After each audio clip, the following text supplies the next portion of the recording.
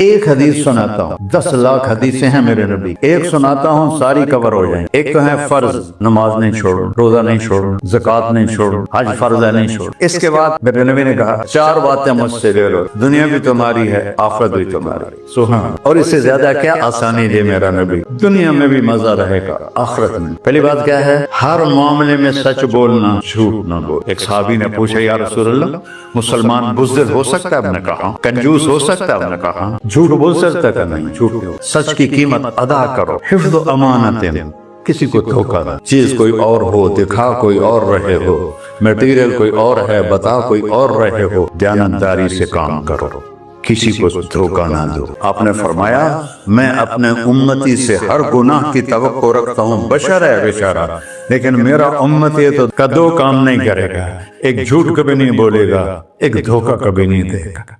اور سب ہمارے مسلمان جھوٹ اور دھوکے میں غرق ہوئے پڑے، چاہے عربی ہیں چاہے غیر عربی ہیں، مالدار ہیں فقیر ہیں، گندگی میں سب ڈوبے ہوئے۔ تو صدق حدیث، سچ بولو، حفظ امانت، دھوکہ نہیں دے۔